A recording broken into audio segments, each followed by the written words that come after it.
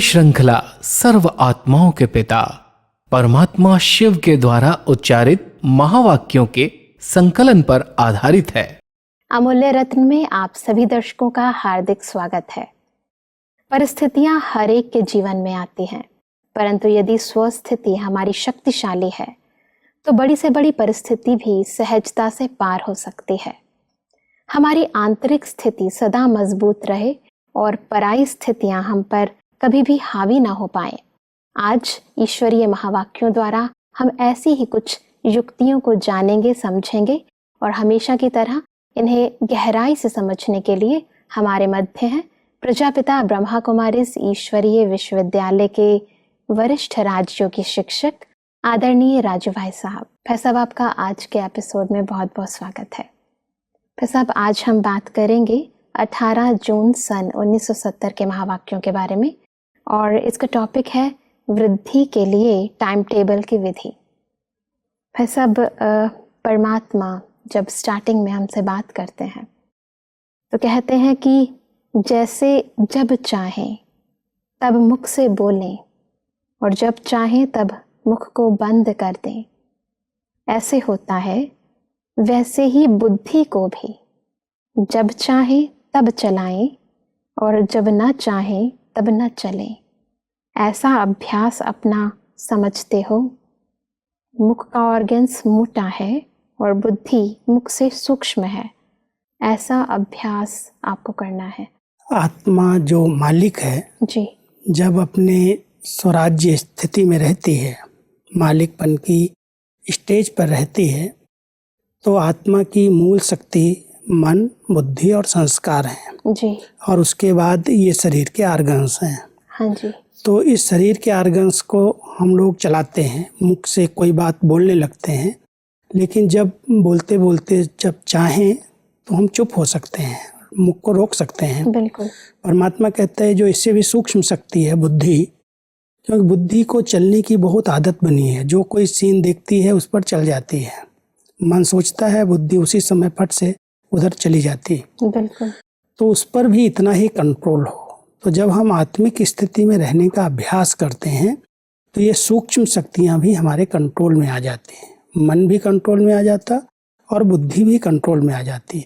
तो परमात्मा चाहते हैं जैसे मुख की आवाज़ को रोक सकते हो जब रोकना चाहो, ऐसे प्रैक्टिस करो। जब चाहें सोचें, जब चाहें बुद्धि को स्टॉप कर लें। ऐसा मन को तो कहते हैं कि वो चंचल है, इधर उधर कभी भी चला जाता है, लेकिन बुद्धि देखा गया है वही लगती है जिस चीज़ का मुझे पहले से एक्सपीरियंस हो चुका है और जिस चीज़ का मुझे ज्ञान है। हर जगह बुद्धि नहीं जाती है, लेकिन कोई भी चीज़ जो हमसे संबंधित है, जो हमारे कार्य से संबंधित है, जब उसके बारे में बातचीत की जाती है, भले उसका मुझसे कोई कनेक्शन नहीं है, वो किसी और के बीच में बातचीत हो रही है, लेकिन अपने आप ही बुद्धि काम करने लगती है। क्योंकि बुद्धि माना विवेक। जी, बुद्धि निर्णय शक्ति है। हाँ जी, आत्मा की सबसे श्रेष्ठ शक्ति निर्णय शक्ति है। जी, संकल्प के साथ साथ बुद्धि अपना काम शुरू कर देती है। जी, संकल्प उठते जाते हैं, बुद्धि राइट रॉन्ग को उसी समय निर्णय देती जाती है। लेकिन बुद्धि भी कई बार संकल्प के अधीन हो जाती। संकल्प इतना शक्तिशाली हो जाता है जो बुद्धि को भी अपने कंट्रोल में ले लेता है। वास्तव में जरूरत है अपने विवेक को जागृत करने की। आज जितने लोग कर्मेंद्रियों के अधीन होकर के कर्म कर रहे हैं जी, उसका कारण है संकल्प चलते जाते, कर्मेंद्रियां वो काम करने लगती, बुद्धि को किनारे कर देते। अगर बुद्धि को भी साथ रखें, विवेक को भी साथ रखें, तो जो सोचेंगे उस पर पहले निर्णय लेंगे कि राइट है रॉन्ग है। कुछ सेकंड लगता है। तो परमात्मा हम सबको एक प्रैक्टिस यही कराते हैं कि मन के संकल्पों के साथ साथ जो संकल्प आपको आ रहे हैं या कोई दे रहा है, कोई बात आपको सुना रहा है, बुद्धि उस समय क्या निर्णय लेती है उसको सुनो।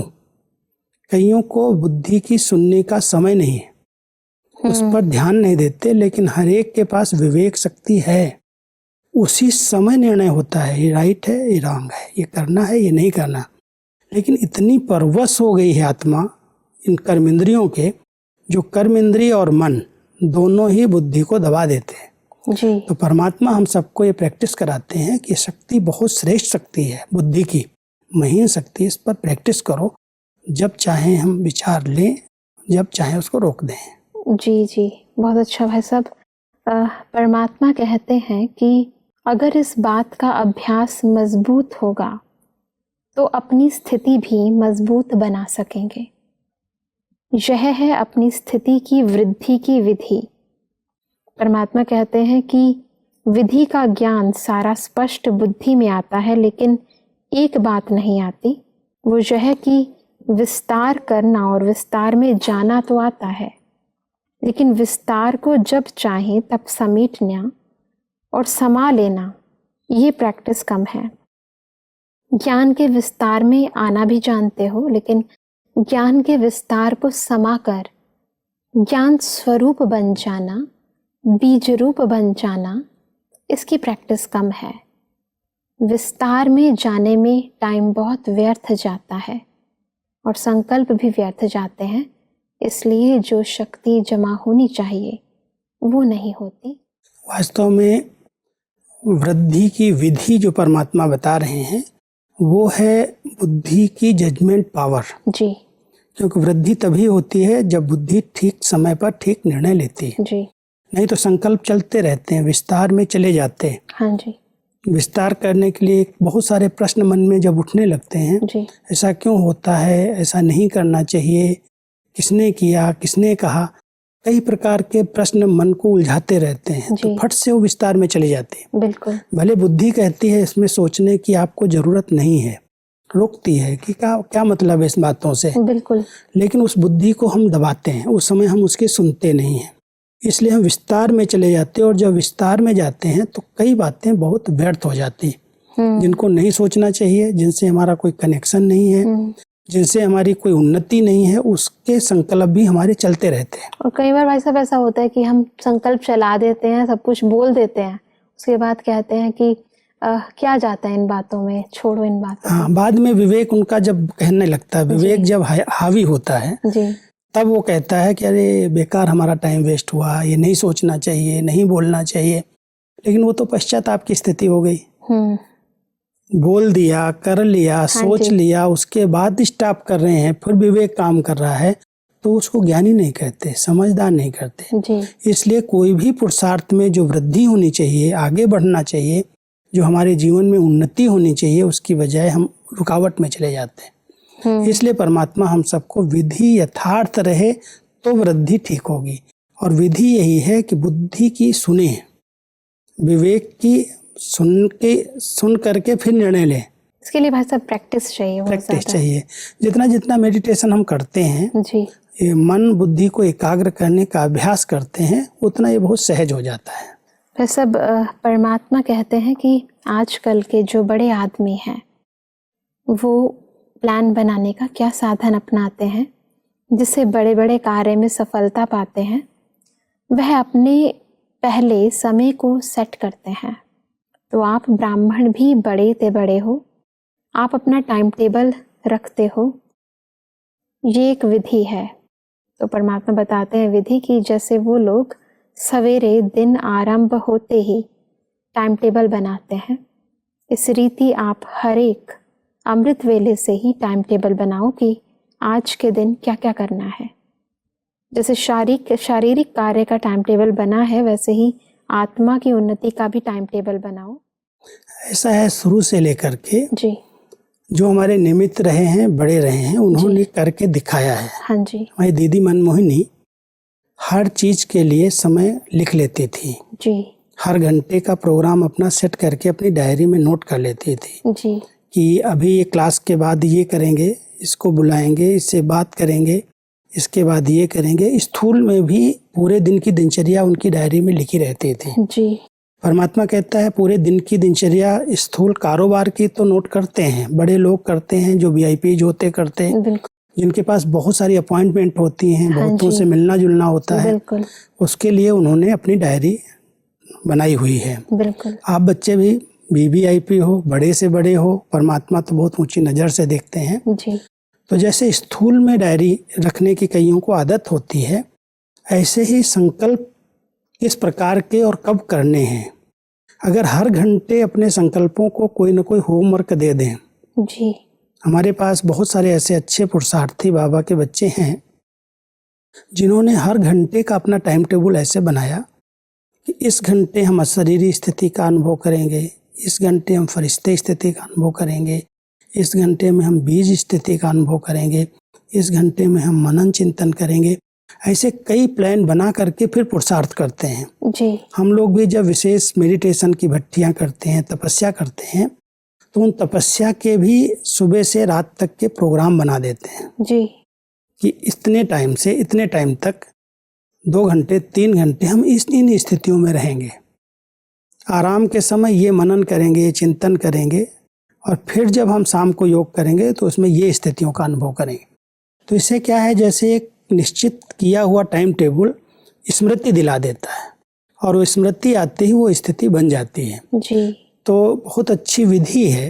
अगर कोई पुरुषार्थी आत्मा इस ज्ञान मार्ग में अच्छी वृद्धि, अच्छी उन्नति करना चाहती है तो अपने अनुभवों के लिए भी कुछ टाइम टेबल फिक्स करना चाहिए कि इस समय हम ये अनुभव करेंगे, इस समय हम ये अनुभव करेंगे। तो शारीरिक कर्म के अनुसार हम अपना टाइम टेबल बना सकते हैं। कई बार शारीरिक कर्म ऐसे होते हैं, बुद्धि के काम होते हैं, कोई मान लो ऑफिस का काम है, कोई कंप्यूटर का काम है, कोई हिसाब किताब का, अकाउंट का कार्य है, उसमें बुद्धि को लगाना पड़ता है। बिल्कुल। लेकिन कई ऐसे स्थूल कार्य होते हैं जिसमें बुद्धि ज़्यादा नहीं लगती, एक नेचुरल काम हो रहे हैं, क्रियाएं हैं। बिल्कुल। जैसे आज कोई माताएं हैं, हाँ जी। घरों में भोजन बनाती हैं। जी जी। अब नेचुरल उनको अभ्यास हो गया, रोटी कैसे बनानी है, खाना बिल्कुल, कैसे बिल्कुल। बनाना है, कितना क्या चीज़ डालनी है, प्रैक्टिस हो गई रोज रोज करते हाँ करते। जी। अब उसमें कोई बुद्धि नहीं लग रही है। अगर वो कर्म करते हुए बुद्धि को परमात्मा के साथ लगा लिया जाए जी। तो जैसे बहुत अच्छी उन्नति भी होगी और एक साथ डबल कार्य हो जाएगा। हाथों से कर्म हो रहा है और बुद्धि से परमात्मा की याद है। बिल्कुल। तो ये अगर हम सुबह सुबह अमृत वेले उठ करके फिक्स कर लेते हैं कि हमें इस कर्म के समय ऐसी स्थिति रखनी है, इस कर्म के समय ऐसी स्थिति, तो एक बहुत अच्छा उन्नति का साधन है। बहुत सुंदर भाई साहब। और इसी से संबंधित परमात्मा कहते हैं कि जैसे वो लोग अपना प्लान बनाते हैं, आज के दिन इतने कार्य समाप्त करने हैं, इस रीति आज के दिन अव्यक्त स्थिति का इतना % और इतना समय निकालना है, तो अपनी डायरी बनाओ। जैसे 1 घंटे का स्थूल कार्य बना हुआ है, इसी रीति आत्मा की उन्नति का कार्य नोट करो। इस रीति जो भी प्लान बनाते हो वो कहाँ तक प्रैक्टिकल में हुआ व नहीं हुआ, न होने के कारण तथा उसका निवारण, उसका साधन सोचकर फिर चढ़ते जाओ। विधि बहुत अच्छी बताई है, अगर इसको हम अपनाते हैं। हाँ जी। कई ऐसे तीव्र पुरुषार्थी बाबा के बच्चे हैं, हम लोगों ने भी शुरू में इसकी बहुत अच्छी प्रैक्टिस की है जी। दादियाँ हम सबको ऐसे ही प्लान बना के देती थी। योग के कार्यक्रम जो हमारे चलते थे, अभी भी जो हमारे योग के कार्यक्रम चल रहे हैं, उसमें भी हम लोग ऐसे होमवर्क देते हैं कि हम सवेरे के समय जब थोड़ा भारी होता है वातावरण में, तो उस समय हम अच्छा मनन करें, चिंतन करें, कुछ अच्छा लिखें, अच्छा सामान लेकर के बहुत रूहानी नशे में रहें जी। और शाम के समय जब बहुत शुद्ध और शांत वातावरण होता है, उस समय हम उस बीज की स्थिति का, अव्यक्त स्थिति का, फरिश्ते स्थिति का अनुभव करें जी। तो ऐसे ही कुछ समय अगर हम फिक्स कर लेते हैं, पूरी दिनचर्या के अंदर मान लो हमें 8 घंटे की योग की विधि को अपनाना है, योग का चार्ट बनाना है, तो उसके लिए हम बहुत नेचुरल करने के लिए हम ऐसे करते हैं 4 से 8 बजे तक सवेरे का समय जी। वो अपने लिए है। कोई होते हैं जिनके पास उस समय काम होते हैं। हाँ जी। लेकिन अधिकतर अमृत वेले हम 3:30 बजे उठते हैं और 4 बजे से 8 बजे तक कोई स्थूल कार्य नहीं होते। अपनी सोन्नति या शारीरिक व्यायाम, स्नान पानी, शरीर स्वस्थ के लिए और आत्मा की उन्नति के लिए ये 4 घंटे बहुत अच्छे हैं जी।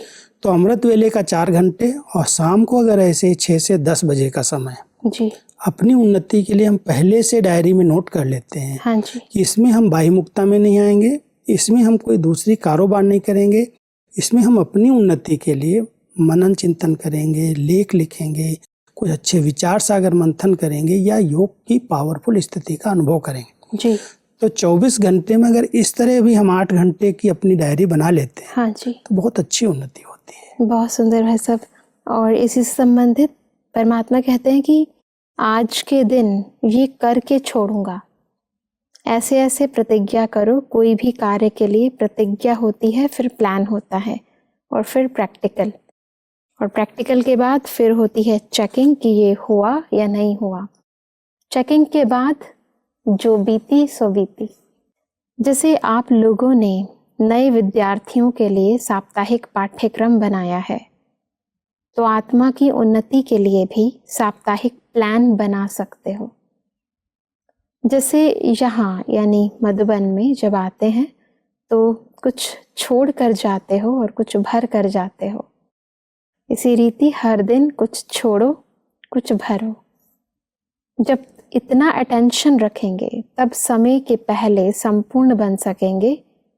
समय के अनुसार अगर संपूर्ण बने तो उसकी इतनी प्राप्ति नहीं होती है। ये बहुत अच्छी विधि शुरू से लेकर के जब हम लोग मधुबन में पहले पहले आते थे जी, हम भी जब आए पहली बार, तो जाते समय सबको अपना अनुभव सुनाना होता था। हाँ जी। और उसमें यही एक प्रश्न हमारी दादियाँ पूछती थी कि यहाँ से तुम क्या लेके जा रहे हो और क्या छोड़ के जा रहे हो। जी। तो कई स्टूडेंट इसमें मूंझ जाते हैं, समझते हैं ये क्या हम लेके जा रहे हैं, कोई चीज़ स्थूल तो लेके जा नहीं रहे हैं। हाँ जी। और छोड़ के क्या जा रहे हैं, कोई स्थूल चीज़ छोड़ के भी नहीं जा रहे हैं। हाँ जी। तो जब कोई ऐसे स्थान पर हम आते हैं, सच्चे तीर्थ पर आए हैं, तो परमात्मा हम सबको एक विधि बताते हैं कि अगर कोई तुम्हारे अंदर कमजोरियां हैं, हाँ जी। जैसे तीर्थों पर जाते हैं तो कोई चीज़ छोड़ के आते हैं, माना खाने को ये नहीं खाएंगे, ये नहीं करेंगे, व्रत रखते नहीं, संकल्प लेते हैं जी। और उस संकल्प को फिर प्रैक्टिकल लाने के लिए प्रतिज्ञा करते हैं। हाँ जी। तो ऐसे ही परमात्मा हम सबको ये सिखाते हैं कि जब भी कोई बात कमजोरी की है, कोई ऐसा मान लो आपके अंदर गुस्सा है, कोई ऐसी वृत्तियां चंचल हैं, दैहिक हैं, आकर्षण है, कहीं पर बुद्धि लटकी हुई है, फंसी हुई है, तो जब इस घर में आए, पवित्र स्थान पर आप आए हैं, तो एक संकल्प करो कि इस बात को, इस कमजोरी को हम यहाँ छोड़ करके जा रहे हैं। और फिर ये संकल्प लो कि यहाँ से हम बहुत पॉजिटिव विचार करना, अच्छा सोचना, अच्छे चिंतन में रहना, ये लेके जा रहे हैं, ये भर के जा रहे हैं जी। तो ऐसे कुछ संकल्प अपने आप करो और प्रतिज्ञा के रूप में करो। बार बार उसको चेक करो कि हम कर पा रहे हैं या नहीं, तो बड़ी अच्छी उन्नति होगी। ये शुरू से ही एक साधन बनाया हुआ है। बहुत सुंदर भाई साहब। और इसके बाद परमात्मा कहते हैं कि ईश्वरीय अतीन्द्रिय सुख निरंतर क्या होता है, उसका अनुभव यहाँ करना है। वैसे हम चाहेंगे इसको थोड़ा सा विस्तार में बताएं। ईश्वरीय अतीन्द्रिय सुख निरंतर क्या होता है? क्या है कि स्थूल चीजों से, साधनों से, कई प्रकार के खाने पीने से एक इंद्रिय सुख का अनुभव तो आत्मा करती है। कोई चीज अच्छी लगती है, कहती बड़ा सुख का अनुभव हुआ, बड़ा अच्छा लगा। लेकिन आत्मा की जो आंतरिक स्थिति है, उस अतीन्द्रिय सुख माना अंदर की स्थिति का सुख जी, जो इंद्रियों से परे का सुख है, उस सुख का अनुभव ईश्वरीय सुख कहलाता है जी। परमात्मा मिलन का सुख। परमात्मा जो सर्व आत्माओं का पिता है, जिसको सारी दुनिया याद कर रही है, पुकार रही है, ढूंढ रही है, उसकी छत्र छाया के नीचे, उसकी पालना के नीचे, उसकी पढ़ाई के नीचे हमारी जीवन बीत रही है, तो वो जो अंदर का सुख है वो अंदर रोमांचित कर देता है, एकदम आत्मा प्रफुल्लित रहती है। और वो सुख जिसने पा लिया वो सदा काल अगर बन जाए, कभी कभी नीचे ऊपर स्थिति होती है, कोई बातें आ जाती, लेकिन अगर अटेंशन रखा जाए तो परमात्मा चाहते हैं कि मेरे बच्चे सदा काल अतीन्द्रिय सुख, ईश्वरीय सुख, मिलन का सुख पाते रहें, इस सुख में समाये रहें, तो दूसरी सारी जो बातें हैं इंद्रिय सुख की, खिंचाव की, वो सब समाप्त हो जाएंगे। बिल्कुल भाई साहब। और परमात्मा कहते हैं आगे चलकर कि जितना जो सेंसिबल होते हैं वह ऐसे कार्य यथार्थ रीति से कर सकते हैं। सभी से सेंसिबल हैं ब्राह्मण। सेंस के साथ एसेंस भी निकालना सीखना है। एसेंस बहुत थोड़ा होता है और जिसकी एसेंस निकालते हैं वह बहुत विस्तार होता है। तो सेंस भी अच्छा चाहिए और एसेंस निकालना भी आना चाहिए, तो दोनों ही अभ्यास चाहिए। वैसे भी इसेंस हमेशा थोड़ा होता है। जी। कोई बड़ी चीज से उसका जब रस निकालते हैं, जो हाँ जी। उसका सार है, तत्व है, हाँ वो जी। बहुत थोड़ा रहता है। तो परमात्मा कहता है तुम बच्चों के पास ज्ञान तो बहुत है, हाँ जी। उसका मनन चिंतन करते हो, उसका वर्णन करते हो, भाषण करते हो, बहुत इसका विस्तार है। तो ये ज्ञान का सेंस तो है, लेकिन योग में जो इसेंस मिलना चाहिए, रस मिलना चाहिए, जो उससे प्राप्ति होनी चाहिए, उस इसेंस का अनुभव भी कम है। उस अनुभव को बढ़ाओ। जो सेंसिबल है उसके पास इसेंस होना चाहिए। तो विस्तार में जाते हैं, लेकिन विस्तार में उसका सार क्या है, उसका स्वरूप अनुभव हो। जी। जैसे आत्मा का हम ज्ञान देते हैं, तो ज्ञान अगर आत्मा का देते हैं तो 1 घंटे का कोर्स कराते हैं। बिल्कुल। लेकिन अगर उसके इसेंस में चले जाएं तो आत्मा इस देह से अलग एक ज्योति बिंदु स्वरूप है। उस स्वरूप में स्थित हो गए, कर्मेंद्रियों पर राज्य हो गया। तो वो तो 1 सेकंड का है अनुभव, और वो अनुभव आत्मा को कर्मेंद्रिय जीत बना देता है। बिल्कुल। ज्ञान से इस जो सेंस है उससे आत्मा कर्मेंद्रिय जीत नहीं बनी, वो तो वर्णन कर रही है। लेकिन वर्णन करते करते वो इसेंस उसके जीवन में आ जाए और जीवन में आत्मा को देखने का अभ्यास हो जाए, आत्मिक स्थिति में वो स्थित हो जाए, तो कर्मेंद्रियों की मालिक हो गई। कोई उससे गलत काम नहीं होगा, कोई ऐसा बोल नहीं निकलेगा, संकल्पों का विस्तार नहीं होगा। इसलिए परमात्मा कहते हैं इसेंस जो छोटा है, थोड़ा है, उसमें जाने का अभ्यास करो। भाई साहब, आगे जब हम वाणी की ओर बढ़ते हैं तो परमात्मा कहते हैं कि आप लोग भी नेचर क्योर करने वाले हो। नेचर अर्थात संस्कार। जब पुरुषार्थ नहीं कर पाते हो तो दोष रखते हो नेचर पर। हमारी नेचर ऐसी है, नेचर पर दोष रख अपने को हल्का कर देते हो। लेकिन नहीं, आप लोगों का कर्तव्य ही है नेचर क्योर करना। वैसे ये बात बिल्कुल सत्य है, क्योंकि अक्सर इंसान ये कहता है कि मेरी तो आदत ही ऐसी है, ये तो मेरा नेचर है। आप तो जानते हो ना, आप तो समझते हो इस बात को। और ख़ास तौर पर जो हमारे नियर डियर्स होते हैं, उनसे जब बात करते हैं तो उनको पहले से ही बता देते कि भाई मैं तो ऐसा ही हूँ, आपको बुरा लगे या अच्छा लगे। लेकिन परमात्मा कहते हैं जब आप अलौकिक जीवन में आ गए, जब ब्राह्मण जीवन में आ गए, तो ये जो पुरानी नेचर है, जिसको आप कहते हो ये मेरी नेचर है, ये तो पुराने जन्म की नेचर है। ईश्वरी नेचर, ब्राह्मण कुल की नेचर तो दिव्यता संपन्न है। तो उस नेचर से आप व्यवहार में आओ, उस नेचर का क्योर करो, उसको स्वच्छ बनाओ। जैसे शरीर में कोई बीमारियां होती है तो कहते हैं नेचर क्योर कर लो, प्राकृतिक चिकित्सा कर लो, नेचुरल चीजें खाओ, नेचुरोपैथी कर लो, तो आपका नेचुरल ये बीमारियां ठीक हो जाएंगी। ऐसे ही परमात्मा कहते हैं जो जिसको तुम कहते हो मेरी नेचर है, वास्तव में ये पास्ट जन्म की शारीरिक देह भान वाली नेचर है। ये आदतें उससे बनी हैं। आप परमात्मा के बच्चे बन गए, इसलिए इस नेचर का क्योर करो, इसको शुद्ध बनाओ, पवित्र बनाओ, और आत्मा की जो नेचुरल नेचर है, स्वभाव, स्व का जो नेचुरल भाव है, उस भाव में स्थित हो जाओ जी। तो ये है नेचुरल नेचर, इसको कहते हैं नेचर क्योर। अगर नेचर क्योर कर लेते हैं तो जो मानसिक बीमारियां हैं, मन की बीमारियां हैं, जो विकारों से आत्मा ग्रस्त है, उसके अधीन हो गई है, उस विकारों पर उसकी जीत हो जाती है। पर इस चीज का एहसास होना बहुत जरूरी है भाई साहब, क्योंकि व्यक्ति उसको जब स्वीकार कर लेता है कि यही मैं हूँ और यही मेरी आइडेंटिटी है। अगर उसने अपने अलौकिक जन्म को स्मृति में नहीं रखा कि मैं उस जीवन से मरकर इस जीवन में आया हूँ, ये हमारा ब्राह्मण जन्म अलग है, ये कुख वंशावली जन्म नहीं है, ये मुख वंशावली जन्म है, और इस जन्म में पिछले जन्म की कोई आदत, कोई नेचर नहीं होनी चाहिए। इसको स्मृति में लाना पड़ेगा जी, तब उसकी नेचर क्योर हो सकती, पुरानी नेचर समाप्त हो सकती। पहले रियलाइजेशन चाहिए और उसके बाद ही फिर हम इसको क्योर करने के लिए कुछ सोच सकते हैं या कुछ प्लानिंग कर सकते हैं। तो सब आज आपने बहुत सारी बातें हमें हमारे बारे में बताई और इस पर कैसे हम विजय प्राप्त करें वो भी तरीका समझाया। सब आपका बहुत बहुत धन्यवाद। दर्शकों, आज के एपिसोड में हमने समझा कि यदि हम अपनी स्व उन्नति करना चाहते हैं तो उसके लिए बहुत ज़रूरत है कि हम अपने रोज़ का टाइम टेबल बनाएं। न केवल अपनी स्थूल कर्मेंद्रियों के लिए टाइम टेबल बनाएं, परंतु अपनी आत्मा की उन्नति का भी हम एक टाइम टेबल ज़रूर बनाएं। साथ ही परमात्मा ने समझाया हमें कि आपको रोज कुछ ना कुछ अपने अंदर की कमी और कमजोरी को छोड़ना है और अंदर कुछ ना कुछ अच्छा भरना है।